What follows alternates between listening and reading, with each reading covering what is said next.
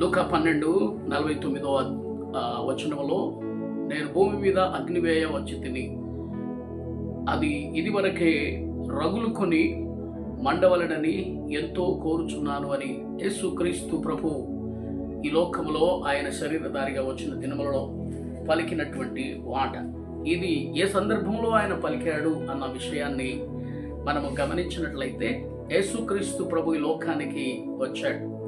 ఆయన ఈ లోకంలో జీవించు కాలములో, ఆయన సంచరించుచున్న దినములలో ఆయన మాట్లాడినటువంటి మాట నశించిన వారికి అది ఎంతో విలువైనదిగాను, అది ఎంతో బలమైనదిగా మార్చబడి ఉన్నది. కానీ మరి ఈ భూ సంబంధమైనటువంటి శత్రువు చేత, ఈ భూ సంబంధమైనటువంటి బలము చేత నింపబడినటువంటి వారికి ఆ మాట ఏమాత్రం కూడా నచ్చలేదు. ప్రభువైన యేసు మాట్లాడుతున్నటువంటి మాటలో అర్థం ఉన్నది. అగ్ని వేయ వచ్చి తిని అంటాడు. అగ్ని వేయ వచ్చి తిని అంటాడు. అగ్ని దేనికి సాదృశ్యం అంటే, కాల్చబడని ప్రతి భాగాన్ని కాల్చేటందుకు, అది చక్కగా కాల్చి బూడిది అవ్వేటందుకు సాదృశ్యమై ఉన్నది. అబ్రహాము బ్రతికిన దినములలో ఆయన ఒక బలిపీఠమును కట్టాడు. బలిపీఠమును కట్టి కొన్నిటిని ఆ బలిపీఠం మీద పెట్టి ఆయన అగ్ని కొరకు ఎదురు చూస్తూ వచ్చాడు. కానీ పరలోకం నుండి, ఆకాశం నుండి అగ్ని రాలేదు. ఆ బలిపీఠం మీద కాల్చబడినటువంటి పెట్టబడినటువంటి బలి మాంసం ఏదైతుందో అది కాల్చబడలేదు. ఆ సమయంలో అది కాలిపోనంతసేపు ఆయన చాలా ప్రయాసపడవలసి వచ్చింది, ఎందుకంటే అగ్ని రాలేదు. అయితే ఇక్కడ యేసుక్రీస్తు ప్రభు మాట్లాడుతున్నటువంటి మాట, నేను అగ్ని వేయ వచ్చి తిని అన్నాడు. అగ్ని నిజంగా దేవుని బిడ్డలారా, ఈ విషయాన్ని మనం బాగా గమనించినట్లయితే, ప్రతి కుటుంబములో దేవుడు వేసిన, క్రీస్తు వేసినటువంటి అగ్ని ప్రతి స్థలములో, ప్రతి జనముల మధ్య దేవుని యొక్క మాట అగ్ని వంటిదై ఉన్నది. కనుక ఆయన మాటే అగ్ని. ఆయన మాటలు నిజమైనటువంటి మాటలు, అవి బలమైనటువంటి మాటలు. ఆ మాట అగ్ని లాంటి మాటలు. అది పాపమును కాల్చివేయగలిగినటువంటి మాటలు. అవి శరీర సంబంధమైనటువంటి హేయక్రియలన్నిటినీ కాల్చివేయగలిగినటువంటి మాటలు. ప్రతి సాతాను సంబంధమైనటువంటి ప్రతి దానిని కూడా కాల్చివేయగలిగినటువంటి మాటలు. ఆ మాటలే ప్రభు అయిన యేసుక్రీస్తు ప్రభు ఈ లోకంలో పలికినటువంటి మాటలు. అందుకొరకే ఆయన మాట్లాడినప్పుడు యూదులకును, శాస్త్రులకును, సదుకయ్యులకును అది చాలా ఇబ్బందికరముగా మార్చబడి వచ్చింది. అందుకొరకే ఈ రోజుల్లో చాలా మంది మరి యేసుక్రీస్తు ప్రభుని నమ్మి ఆయన మార్గంలో జీవిస్తున్నప్పుడు, ఆయన ఏదైతే వారి యొక్క జీవితంలో, వారి యొక్క హృదయాల్లో పెట్టాడో అది ఆ ప్రకారముగా జీవిస్తున్నప్పుడు మిగతా వారికి చాలా ఇబ్బందికరంగా మార్చబడుతుంది. అందుకొరకే ప్రభు అయిన యేసు అగ్నివేయ వచ్చను అని రాయబడింది. అదే ప్రకారంగా మనం మత్తయి సువార్త 3వ అధ్యాయములో గమనించినట్లయితే, 3వ అధ్యాయము 12వ వచనములో మనం గమనించినట్లయితే, ఆయన చేతిలో ఉన్నది, ఆయన తన కళ్ళమును బాగుగా శుభ్రము చేసి గోధుమలను కొట్టులో పోసి ఆరని అగ్నితో పొట్టును కాల్చివేయునని వారితో చెప్పారు. పొట్టును కాల్చివేయునని.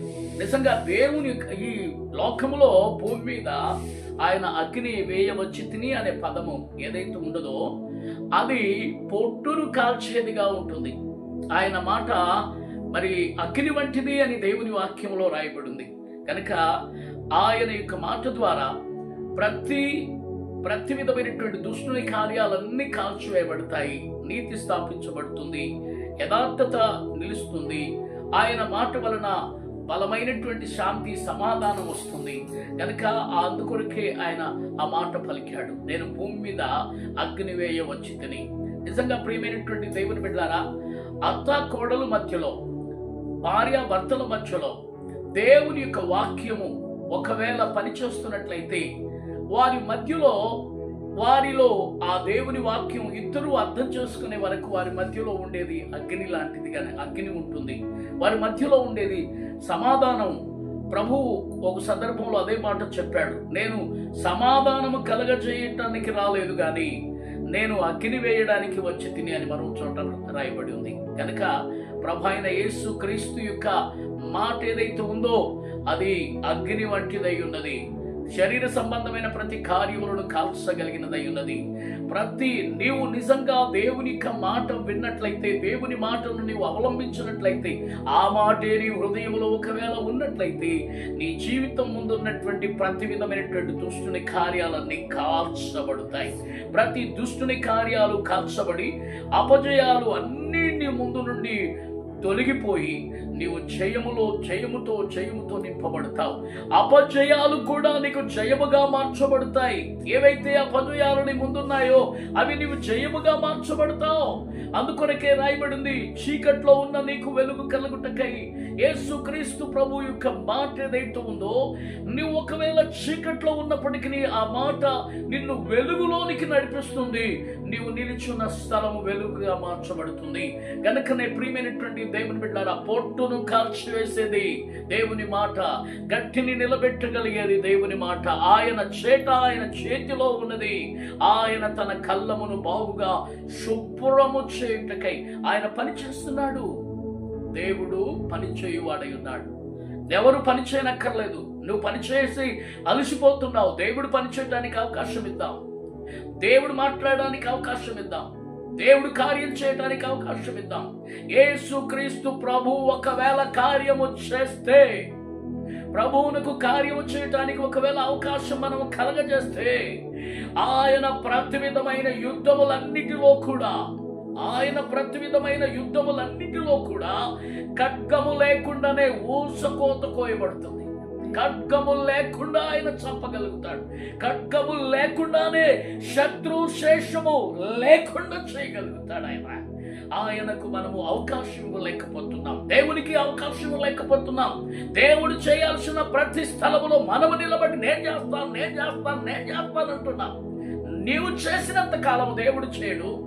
దేవుడు చేయటం మొదలు పెడితే నువ్వేమి చేయలేవు. నీవు నిలిచిన చోట దేవుని నామమునకు మహిమ కలుగునట్టుగా కార్యములు బయలుపరచబడతాయి. అందుకొరకే ఈ రోజుల్లో ఆయన చేయాలనుకుంటున్నాడు. భూమి మీద ఆయన అనేకమైనటువంటి ఆశ్చర్యకరమైన కార్యాలు చేయాలనుకుంటున్నాడు. మతోన్మాదుల మధ్యలో ఆయన తన కార్యాలు చేయాలనుకుంటున్నాడు. విగ్రహారాధికుల మధ్యలో ఆయన తన కార్యాలు చేయాలనుకుంటున్నాడు.